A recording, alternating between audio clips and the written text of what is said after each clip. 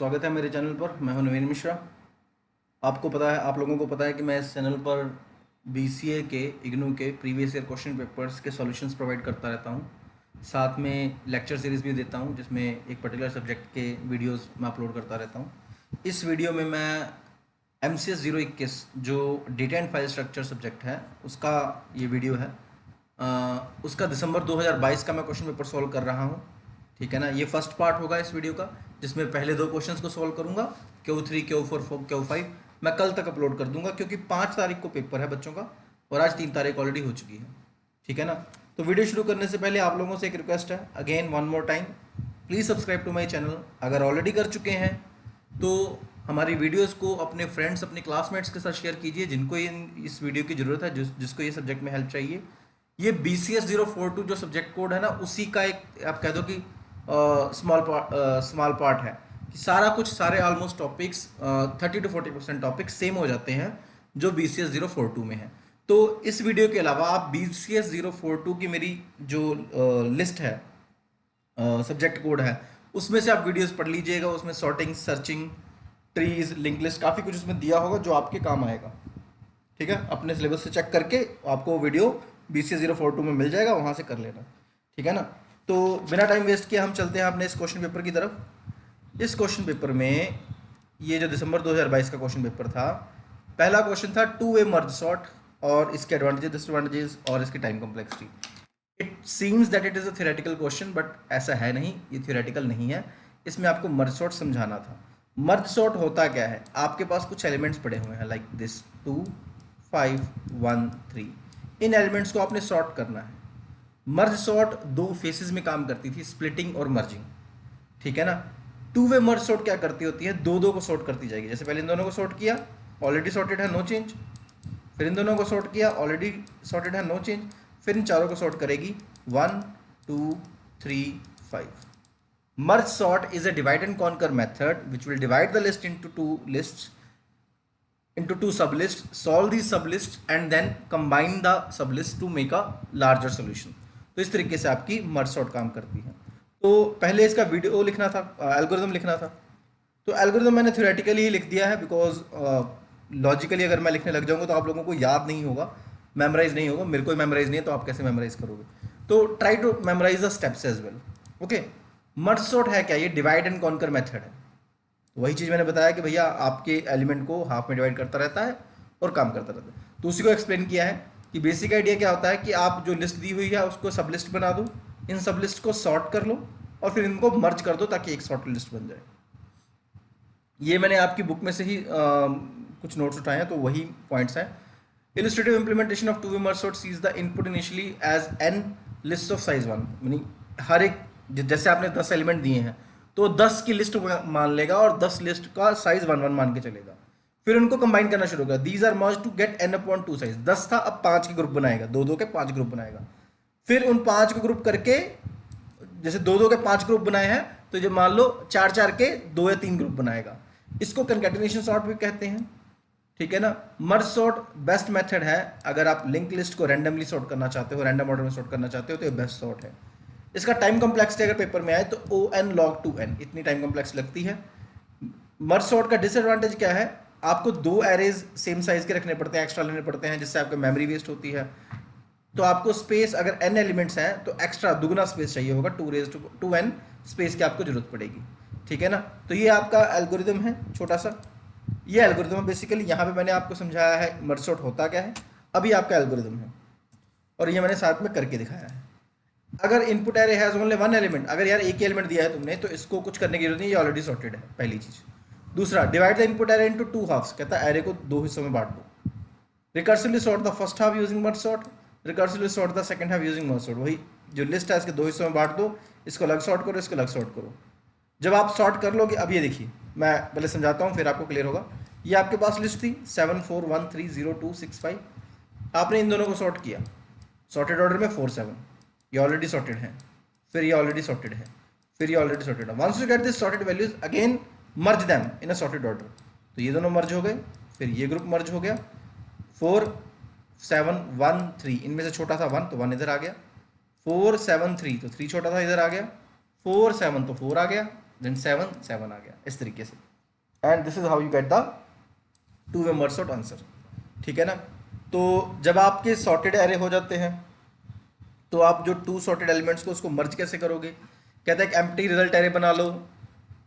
अब जैसे कि एक वैल्यू है आपकी 4 7 की और एक वैल्यू है आपकी 1 3 की, सपोज दो एलिमेंट्स हैं। कहता है आप एक एम्प्टी एरे बना लो, compare the first elements of both, इन दोनों में से छोटा कौन सा है? जैसे 1 तो 1 रख लिए।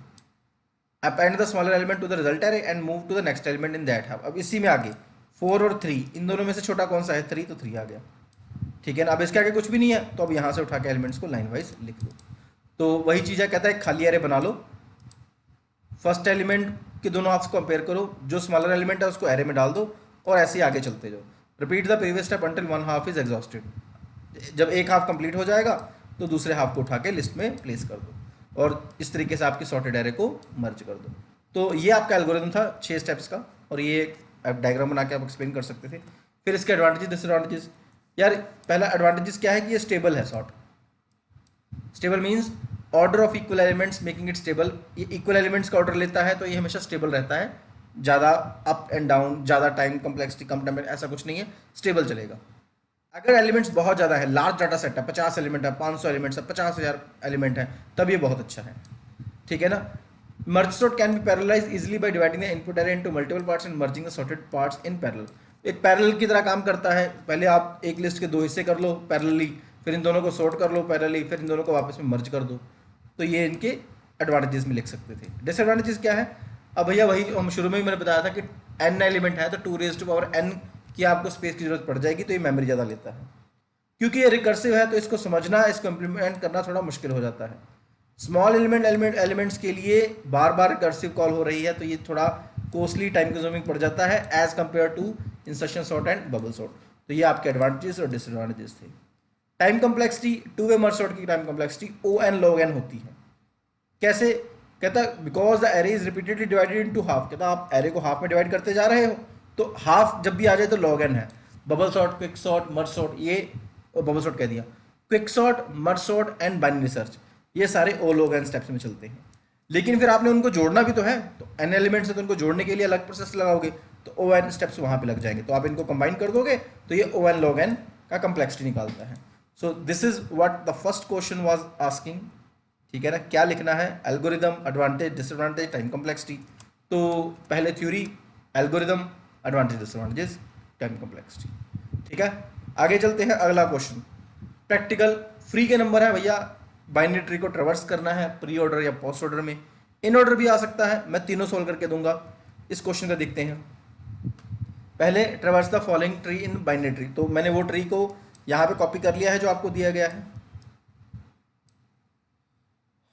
Just a second. जो आपको ट्री क्वेश्चन में दिया था वो मैंने यहाँ पे कॉपी कर लिया है। ट्री ट्रेवर्सल 3 तरीके के होते हैं, pre order, in order and post order. In orders का नाम जो है वो रूट की पोजीशन पे डिसाइड होता है। रूट क्या है? Element at the top of the tree, सबसे ऊपर जो एलिमेंट होता है, जैसे ए, तो ये आपका रूट नोड है। जब आप प्रोसेस कर रहे हो तो रूट को कब कर रहे हो ये इसका नाम बता देता है। प्री मतलब सबसे पहले रूट, पोस्ट मतलब सबसे बाद में रूट, इन मतलब मिडिल में रूट। ठीक है ना। और बाइनरी ट्री की बात करो, बाइनरी ट्री में आपको याद हो तो 2 ही चाइल्ड हो सकते हैं, लेफ्ट एंड राइट, तीसरा चाइल्ड नहीं हो सकता। ठीक है ना। तो इस छोटे से ट्री को प्रोसेस कैसे करोगे? प्री ऑर्डर कहता है कि सबसे पहले रूट प्रोसेस करो, मतलब ए, फिर इसका लेफ्ट बी, फिर इसका राइट सी। अब ये लेफ्ट राइट याद करने का एक तरीका है, हमेशा आर्मी कैसे मूव करती है, left right left right left right, जो मार्च करती है, तो उसी को फॉलो करो। अगर मैं प्री ऑर्डर की बात करूं तो नाम देखा आपने, प्री ऑर्डर, प्री ऑर्डर मतलब रूट सबसे पहले है, तो रूट को मैंने एन से डिनोट कर दिया, रूट सबसे पहले है। Then comes left and right, क्योंकि लेफ्ट पहले आएगा, राइट बाद में आएगा, NLR। अगर मैं इन ऑर्डर की बात करूं तो रूट का पोजीशन मिडिल में है, इससे पहले लेफ्ट और इसके बाद में राइट, क्योंकि ये रूट की पोजीशन है, ये लेफ्ट राइट होगा। पोस्ट ऑर्डर लेफ्ट राइट करने के बाद इन दैट रूट की टर्न आएगी। तो यही मैंने यहाँ पे एक्सप्लेन किया हुआ है, pre order, in order, post order को सॉल्व कैसे किया जाता है। तो अगर ये छोटा सा ट्री है ABC, तो ये आपका प्री ऑर्डर है, सीधा ABC। इन ऑर्डर में B पहले, फिर रूट A, फिर राइट C।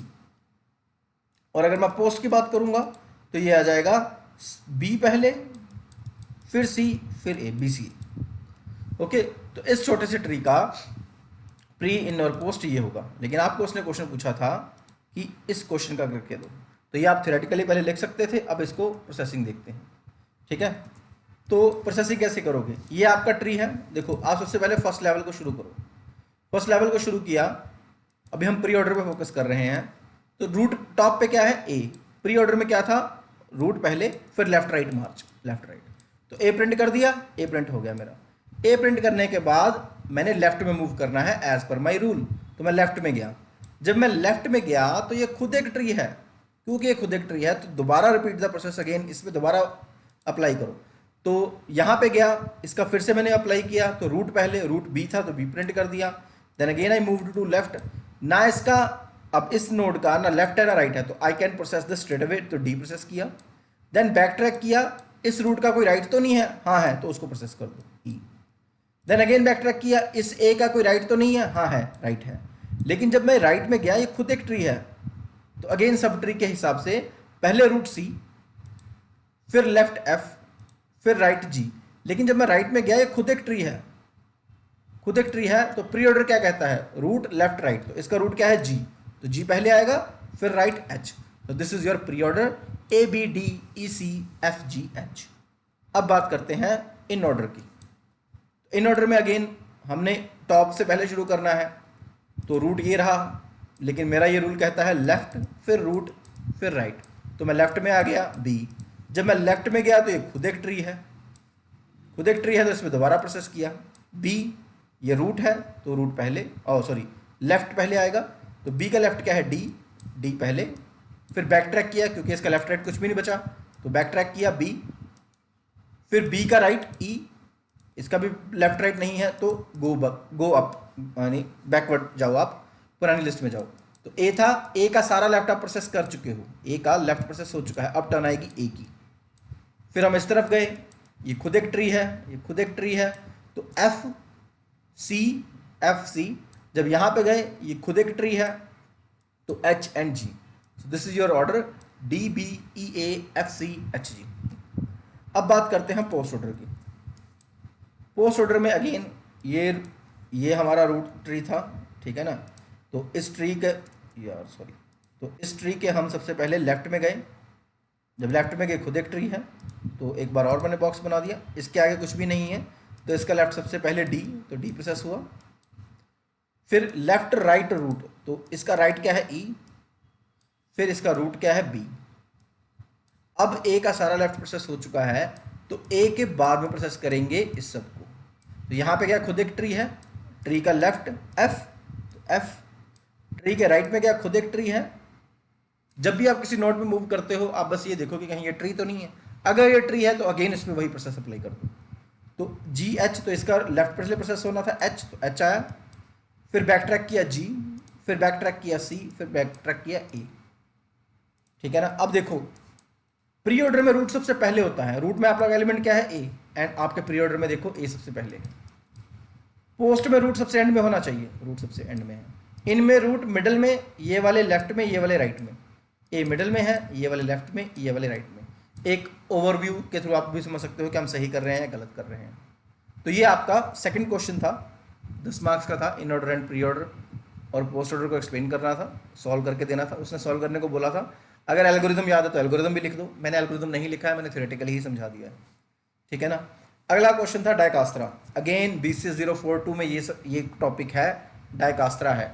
डायकास्ट्रा क्या है, minimum shortest path, minimum cost calculate करता है एक वर्टेक्स से बाकी अदर वर्टेक्स पे जाने की, ठीक है ना। तो उसने भैया सिर्फ एल्गोरिदम्स के स्टेप लिखने को बोला था और बोला था वर्टेक्स 1 के लिए क्वेश्चन सॉल्व कर दो, तो ये एल्गोरिदम है, मैं पहले भी एक्सप्लेन कर चुका हूँ उस वीडियोज़ में, फिर यहाँ से हम एक डिस्टेंस कैलकुलेट कर रहे हैं, डिस्टेंस कैलकुलेट कर रहे हैं कहाँ से, from vertex 1 to all other vertex.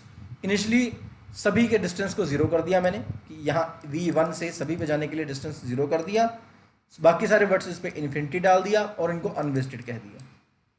फिर हमने उस वर्टेक्स में से जो मिनिमम डिस्टेंस वाला है अमंग अनवेस्टेड में से उसको उठाना है, उसको वर्टेक्स कंसिडर कर लेना है, उसको अपने सॉल्यूशन में ऐड कर लेना है।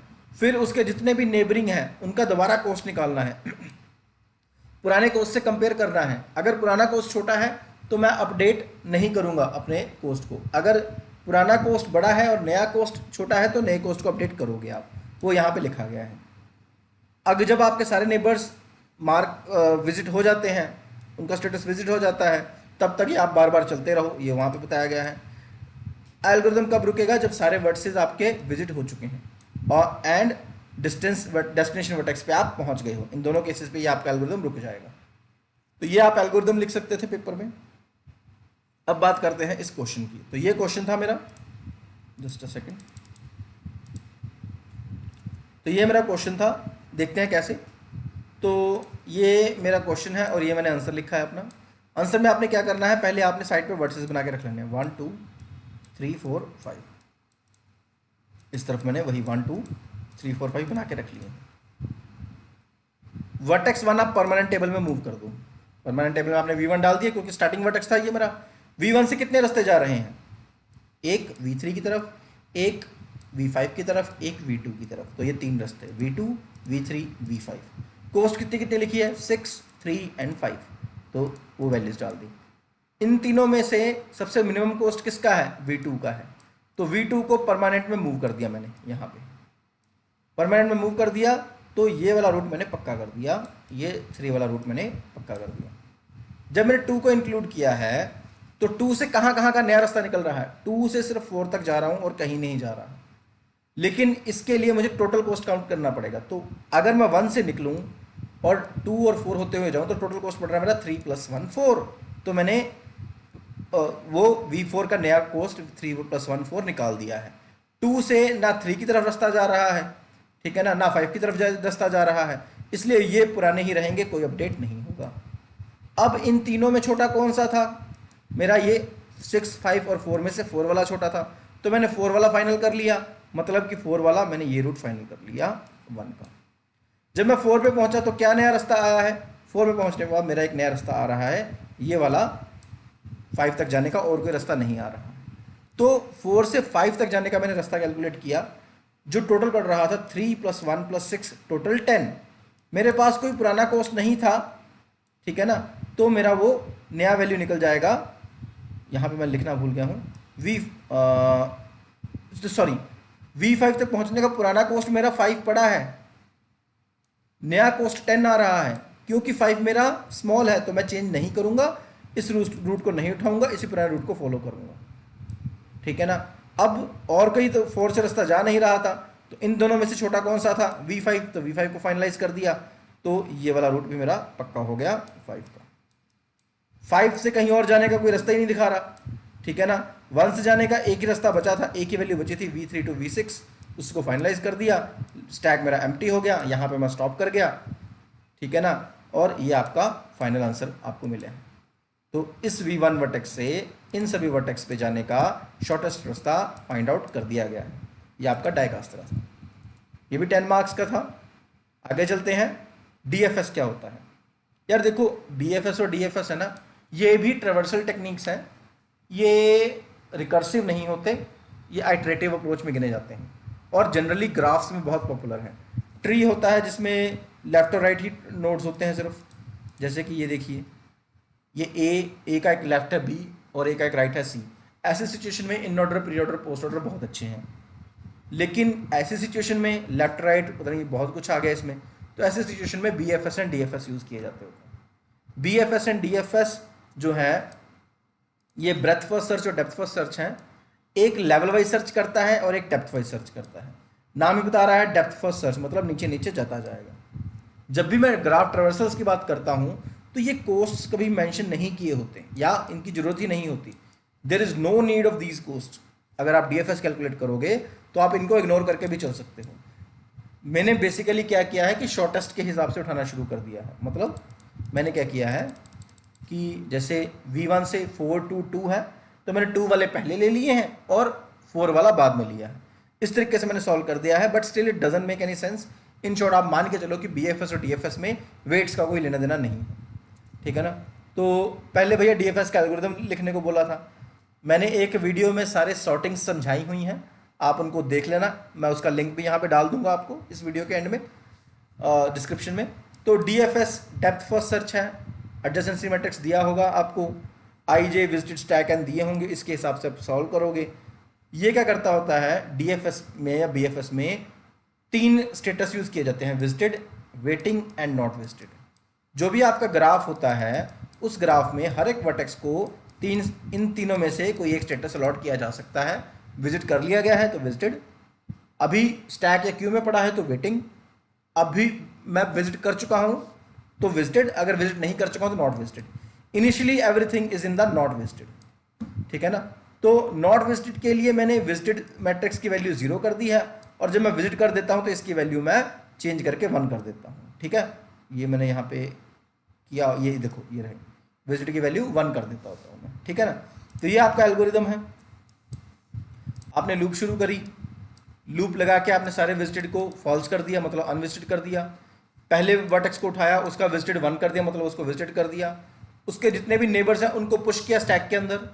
फिर आपने लूप लगा ली कि जब तक स्टैक आपका खाली नहीं हो जाता तब तक हम लगे रहेंगे, हम एक एक एलिमेंट स्टैक से उठाएंगे, रिमूव करेंगे ऐसे, ठीक है ना। अगर उसकी विजिटेड वैल्यू 0 है तो उसको प्रिंट करेंगे और विजिटेड उसका चेंज कर देंगे, अगर नहीं है तो हम छेड़ेंगे नहीं। फिर हम क्या देखेंगे, इसके साथ में कितने एडजेसेंसी मैट्रिक्स हैं, जितने भी मैट्रिक्स हैं उनकी वैल्यूज उठाओ, उन वर्टिसेस को स्टेटस चेक करो, अगर विजिटेड नहीं है तो विजिट करो, और उसको बार बार रिपीट करते जाओ, मतलब उसके सारे नेबर्स के लिए ये सी पार्ट अप्लाई करते जाओ। तो ये आपका डीएफएस का एल्गोरिदम है, ठीक है ना। अब इस पे डीएफएस लगाने को बोला था, तो मेरे पास 6 वर्टेक्स हैं, 7 वर्टेक्स हैं, V1 to V7। मैंने स्टार्ट उठा लिया V1 से। शुरू में क्योंकि ये स्टैक फॉलो करता है डीएफएस, तो मेरे स्टैक में भी कोई वैल्यू नहीं है, टॉप की वैल्यू -1 है, और अभी मैंने कोई वर्टेक्स विजिट नहीं किया है। वी बिगिन विद V1, तो हमने V1 को स्टैक में पुश कर दिया। स्टैक में पुश करने से मेरा टॉप की वैल्यू बढ़ के 0 हो गई, और वर्टेक्स विजिटेड अभी भी कोई नहीं है। फिर मैंने क्या किया, V1 को पॉप किया, V1 को पॉप करके उसको विजिटेड में ले आया, तो ये V1 मेरा विजिटेड में आ गया है। V1 के नेबर्स कितने हैं, 1 2 3, तो 3 वर्सेस यहां पे रख दिए। V3 का कोस्ट है 4, V4 का 2, V2 का 2, तो 2 2 वाले ऊपर है और 4 वाला नीचे है, बाकी ऐसा कोई जरूरी नहीं है। फिर मैंने स्टैक में से ऊपर वाला एलिमेंट V4 बाहर निकाला, V4 को बाहर निकाला और उसको विजिटेड में मूव कर दिया, V4 को बाहर निकाला, विजिटेड में मूव कर दिया। V4 से नेबर क्या है, V4 से हर एक वर्टेक्स नेबर है। इन वर्टिसेस में V3 V2 V1 already process हो चुका है, V2 और V3 ऑलरेडी स्टैक में पड़े हैं, बाकी कौन से बचे 5 6 7, तो उनको मैंने स्टैक में पुश कर दिया, V5 V6 V7 V2 V3, ठीक है ना। अगेन जो कम वाला है उसको पहले किया है, जैसे V7 का कोस्ट 4 है तो उसको ऊपर रखा है, V6 का कोस्ट 7 है तो उसके नीचे, V5 का कोस्ट 6 है तो उसको उसके नीचे, ठीक है ना। इसको आप V5 V6 भी कर सकते थे, ठीक है। फिर मैंने V7 निकाला, अब कोई नेबर नहीं आएगा क्योंकि सारे वर्टिसेस हमारे स्टैक में पड़े हैं या विजिटेड में लिस्ट हैं, तो एक एक करके वो निकलते जाएंगे, ठीक है ना। V5 निकल जाएगा, फिर V2 निकल जाएगा, फिर V3 निकल जाएगा, एंड इन द एंड आपका जो DFS है, DFS प्रिंट क्या करेगा, इस ऑर्डर को प्रिंट करेगा, V1 से लेकर V4 V7 V6 V5 V2 V3। तो this is your final answer. अगर आप DFS के थ्रू इस ग्राफ को सॉल्व करोगे तो ये चीज़ हो सकती है। इसका ऑर्डर ये भी हो सकता है कि आप V5 V6 भी कर सकते हो, ठीक है ना, क्योंकि V5 का कोस्ट ज़्यादा है, 6 है, कम है, और V6 का कोस्ट 7 है। मेरे कहने का मतलब, जब मैंने V4 को पुश किया था तो इसका 7 था, इसका 6 था, तो अगर आप शॉर्ट ऑर्डर में करो तो आप इसको पहले प्रोसेस कर सकते थे, तो यहाँ पे V5 और V6 आगे पीछे भी हो सकते थे, कोई बड़ी बात नहीं है, ठीक है। तो ये आपका DFS का आंसर है। आई होप आप लोगों को ये समझ लग गया होगा, ठीक है ना। इसी के साथ हमारा फर्स्ट क्वेश्चन खत्म होता है। फर्स्ट क्वेश्चन के एक क्वेश्चन थ्योरी था, वो भी थ्योरी नहीं था, बाकी सारे प्रैक्टिकल डाले हुए थे। सेकंड क्वेश्चन पे आते हैं, सारा थ्योरी है। पहले उसने पूछा है सीक्वेंशियल फाइल ऑर्गेनाइजेशन क्या है वो बताओ, तो उसकी तरफ मूव करते हैं।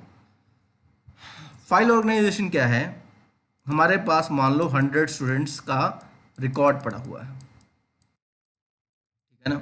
जैसे अमित नाम का एक लड़का है, उसकी सारी फाइल, उसके कितने सब्जेक्ट्स में पास है, कितने सब्जेक्ट्स में फेल है, फीस कितनी आई है, उसकी एक डिटेल पड़ी हुई है। सेम अमन, राहुल, जैस्मिन, ऐसे 100 स्टूडेंट्स की लिस्ट पड़ी हुई है। उनको कंप्यूटर में कैसे स्टोर करोगे, इसी को फाइल ऑर्गेनाइजेशन कहा जाता होता है। सिक्वेंशियल फाइल ऑर्गेनाइजेशन में in a sequence one after another आप एलिमेंट्स को स्टोर करते जाते हो, ठीक है ना। तो देखते हैं जरा, ये आप थ्योरी लिख सकते थे, is a method of storing and retrieving data in a specific order, एक पर्टिकुलर ऑर्डर के हिसाब से, based on the physical sequence of records in a file, file में वो कैसे पड़े हुए हैं। In this organization records are stored one after another, sequential manner में जाएंगे, कोई गैप कोई स्पेस नहीं रखी जाती। Sequential files have data record specific sequence, एक सीक्वेंस को फॉलो करेगा। इस सिक्वेंशियली ऑर्गेनाइज्ड फाइल में बी स्टोर्ड ऑन इधर ए सीरियल एसेस और डायरेक्ट एसेस। अब कहाँ पे स्टोर करोगे इसको, हार्ड डिस्क में मूव करना है या सीडी में मूव करना है, कहता है कि वो सीरियल एसेस वाली फाइल हो, डायरेक्ट एसेस वाली फाइल हो, उसकी कोई टेंशन नहीं है। In sequential file organisation records are accessed in order they appear in file, जैसे जैसे फाइल आई हैं वैसे वैसे आप रिकॉर्ड को प्रोसेस करोगे। इन शॉर्ट यार सीधी बात ये समझो कि ये आपका मान लो एरे है, पहला नाम है मेरा अमन का, दूसरा नाम है राहुल का, तीसरा नाम है जैस्मिन का, चौथा नाम है इशिता का। जब मैं इसको प्रोसेस करूंगा सीक्वेंस में, पहले ये, फिर अगला, फिर अगला, फिर अगला, जैसे एरे होता है ना एक सीक्वेंस में चलता है, वैसे सिक्वेंशियल फाइल ऑर्गेनाइजेशन एक एक करके रिकॉर्ड्स को उठाएगी। स्ट्रक्चर कैसा होता है, इसके अंदर सीक्वेंस कैसे बनाओगे, एक की मिली होगी, जैसे इंडेक्स की बात कर रहा था अभी मैं, तो ये 0 1 2 3 कहते हैं एक की होगी, जैसे मान लो ये की है, इसकी की के बेस पे डाटा रिकॉर्ड को सर्च किया जाएगा। Usually a field whose values can uniquely identify data record से सिलेक्टेड एज ए की, वही चीज़ जैसे रोल नंबर हो गया, रोल नंबर यूनिकनेस प्रोवाइड कर सकता है, या एम्प्लॉय आईडी होगी, उसको आप की के तौर पे कंसिडर करते हो। If a single field can not fulfil this criteria तो कंबाइन, अगर रोल नंबर या एम्प्लॉय आईडी नहीं है तो आप नेम एड्रेस की कॉम्बिनेशन को भी उठा के सिक्वेंशियल फाइल में यूज़ कर सकते हो। कहाँ यूज़ होता है सिक्वेंशियल फाइल्स, सिक्वेंशियल फाइल वाली टेक्निक कहाँ यूज़ होती है, पेरोल एप्लीकेशंस में, जहाँ पे मास्टर फाइल का कंसेप्ट आ जाए, एक मास्टर फाइल है जिसके अंदर सारा कुछ पड़ा हुआ है, वहाँ पे आप इसको यूज़ करते हो सिक्वेंशियल फाइल्स को। So sequential files are most frequently used in commercial batch और ओरिएंटेड डाटा प्रोसेसिंग। फ़ायदा क्या है, बहुत आसान है इंप्लीमेंट करना और अंडरस्टैंड करना, एफिशिएंट भी है, एक सीक्वेंस में डाटा को रिकॉर्ड करने में एफिशिएंट है, और स्टोरेज स्पेस की बेस्ट यूटिलाइजेशन प्रोवाइड करती है। नुकसान क्या है, updates are not easily accommodated, कुछ चेंजेस करना पड़ जाएगा, थोड़ी मुश्किल हो जाएगी, और आप रैंडमली एलिमेंट्स को असेस नहीं कर सकते। तो ये आपका पहला क्वेश्चन था सिक्वेंशियल फाइल ऑर्गेनाइजेशन, जिसको आप एक्सप्लेन कर सकते थे। आगे चलते हैं, अब बात करते हैं इंडेक्स सिक्वेंशियल ऑर्गेनाइजेशन की। Index sequential organization, index organization और सिक्वेंशियल ऑर्गेनाइजेशन को इकट्ठा कर दिया तो टर्म आगे index sequential file organization, ISFO short में इसको बोलते हैं। हाइब्रिड है, उन दोनों का कॉम्बिनेशन है, ये दोनों के फीचर्स को उठा रहा है।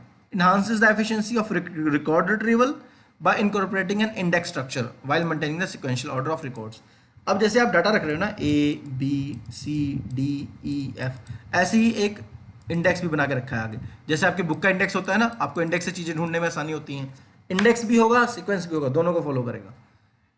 इन index sequential file organization access method, the file is divided into fixed size of block or pages and each page contain a fixed number of record। वही चीज़ कि यार ये 100 बाइट्स के मैंने 5 ब्लॉक काट के रख दिए, ठीक है ना, ये 5 ब्लॉक एक सीक्वेंस में है जहाँ पे डाटा रखा जा सकता है। The records within a page are typically stored in a sequential order, कहता है पेज के अंदर वो सीक्वेंस में रखे जाएंगे, और जबकि पेजेस आपस में एक लिंक लिस्ट की तरह चेन की फॉर्म में रखे जाएंगे। An index is maintain to provide direct access to specific records, एक इंडेक्स बना होता है जिसके थ्रू आप डाटा उठा सको। स्टैटिक इंडेक्सिंग और डायनामिक इंडेक्सिंग दोनों तरीके के अप्रोचेस को फॉलो किया जा सकता है। जो आप इंग्लिश की डिक्शनरी में जब वर्ड ढूंढते हो तो वहाँ पे आप इंडेक्स को भी फॉलो करते हो और उसके बाद सीक्वेंस को भी फॉलो करते हो। फॉर एग्जांपल आपने इंडेक्स में देखा कि सी नंबर कहाँ पे है, तो सी नंबर मान लो पेज था 128 पे, जब आप 128 पे गए तो आप सी को लाइन वाइज, जैसे आप वर्ड ढूंढ रहे थे कॉम्प्रीहेंड, तो पहले आपने इंडेक्स में सी ढूंढा, आपको पेज नंबर मिला 128, आप 128 पेज नंबर पे गए, 128 पेज नंबर पे आपने सीक्वेंस में सी कॉम्प्रीहेंड जब वर्ड मिला तो रुके हो आप। तो इंडेक्स एंड सिक्वेंशियल दोनों को फॉलो किया है आपने। इसके एडवांटेजेस डिसएडवांटेजेस, तो एडवांटेजेस क्या है, कहता है रिकॉर्ड रिट्रीवल इंडेक्सिंग की वजह से आसान हो जाती है। और क्या फ़ायदा है, कैपेबिलिटी ऑफ सिक्वेंशियल एसेस, ज़्यादा डाटा स्टोर कर सकते हैं, उसको फॉलो किया गया है। फ्लेक्सिबिलिटी भी प्रोवाइड कर रही है, और ये बेस्ट स्टोरेज स्पेस को भी कंसिडर करती है। नुकसान क्या है, कहता जो सिक्वेंशियल ऑर्गेनाइजेशन थी ना, उसको यूज़ ना करके आप इंडेक्स अगर यूज़ करते हो तो एडिशनल कम्प्लेक्सिटी ऐड ऑन हो जाती है, क्योंकि आपको इंडेक्स का स्ट्रक्चर भी मेंटेन करना पड़ जाएगा। इंडेक्स को अप टू डेट मेंटेन करना भी एक चैलेंज हो सकता है, मुश्किल हो सकती है। जैसे जैसे फाइल साइज बड़ा होता जाएगा आपकी इसकी परफॉर्मेंस कम होती जाएगी, ठीक है ना। 100 रिकॉर्ड के लिए अच्छा परफॉर्म कर रहा है, 1000 रिकॉर्ड के लिए ठीक ठीक परफॉर्म कर रहा है, 10,000 रिकॉर्ड के लिए बुरा परफॉर्म कर रहा है। इस तरीके से जैसे जैसे साइज बढ़ता जाएगा ये आपका परफॉर्मेंस कम होती जाएगी। तो ये था आपका इंडेक्स फाइल ऑर्गेनाइजेशन। ये 5-5 नंबर की एक्सप्लेनेशन थी, तो यार 2 शीट्स बहुत है, इतना लिख दोगे तो बहुत है, इससे ज़्यादा कुछ करना नहीं था। सेकंड क्वेश्चन का जो बी पार्ट है वो डिफरेंसेस आए हैं, सारा ट्री पे ही है, हीप और ट्री का डिफरेंस, बी ट्री और बाइनरी ट्री का डिफरेंस। तो मैंने ज़्यादा बड़ा रखा नहीं है, छोटे छोटे ही रखे हैं। Will start with heap and tree. Heap क्या होता है? हीप होता है यार, एक होता है मैक्स हीप और एक होता है मिन हीप। हीप क्या है? जैसे आपके पास लिस्ट एलिमेंट है 10, 18, 9। मैक्स हीप क्या करेगा? हमेशा बड़ा नंबर टॉप पे रखेगा। तो जैसे आपने 10 रखा, उसके बाद 18 आपने लेफ्ट में प्रोसेस किया, तो आपकी मैक्स हीप की प्रॉपर्टी हिल गई, तो आप इसको रीबिल्ड करोगे तो 18 ऊपर आ जाएगा, 10 नीचे आ जाएगा, फिर अगला एलिमेंट आया 9, वो राइट में चला गया, ये आपका मैक्स हीप बन गया। मैक्स हीप और मिन हीप इसको बोलते हैं। ट्री एक सिंपल ट्री, जनरल ट्री कुछ भी हो सकता है। तो डिफरेंस क्या है? कहता है हीप बाइनरी ट्री के स्ट्रक्चर को फॉलो करता है, ट्री का जनरलाइज स्ट्रक्चर होता है। इसमें मैक्स और मिन एलिमेंट होते हैं जो वो रूट बनेंगे। टॉप पे एलिमेंट मैक्सिमम होगा या टॉप पे एलिमेंट मिनिमम होगा, ठीक है ना। ऐसा कोई प्रॉपर्टी जनरल ट्री में नहीं है। हर एक जो हीप ट्री होता है ना वो श्योरली बाइनरी ट्री ही होता है, और क्योंकि बाइनरी ट्री होता है तो इसके 2 चाइल्ड ही हो सकते हैं। ऐसा रूल जनरल ट्रीज में नहीं अप्लाई किया जाता। The tree elements are ordered using, अब कहाँ पे ट्री को एलिमेंट, एक नोड को कहाँ रखा जाएगा वो उसकी वैल्यू के हिसाब से मैक्स और मिन हीप के हिसाब से रखा जाएगा। ऐसा कोई स्पेसिफिक ऑर्डर ट्री में फॉलो नहीं किया जाता। ये बैलेंस्ड नहीं होते, हीप ट्री बैलेंस नहीं है, जरूरी नहीं है ये बैलेंस्ड रहें। जो नॉर्मल ट्रीज होते हैं वो बैलेंस हो सकते हैं। AVL trees and red black trees are an example of normal trees. तो ये हीप एंड ट्री का डिफरेंस था। नेक्स्ट डिफरेंस था बी ट्री और बाइनरी ट्री। बी ट्री पता क्या होता है? बी ट्री में एक नोड जो होता है ना, एक नोड में एक वैल्यू नहीं रखी जा सकती, एक से ज़्यादा वैल्यूज रखी जा सकती हैं। जैसे 3, 6, 10 मैंने 3 नोड रख दिए हैं, तो 3 से छोटे वाले सारे एलिमेंट इस तरफ पड़े हैं, 3 से 6 तक के सारे एलिमेंट इस तरफ पड़े हैं, 6 से 10 तक के सारे एलिमेंट इस तरफ पड़े हैं, और 10 से ज़्यादा तक के एलिमेंट सारे इस तरफ पड़े हैं। और एक नोड में एक से ज़्यादा वैल्यूज़ पड़ी हुई हैं। तो 3, 1, 2, 6, 4, 5, 6 और 10 के बीच में ये रहे।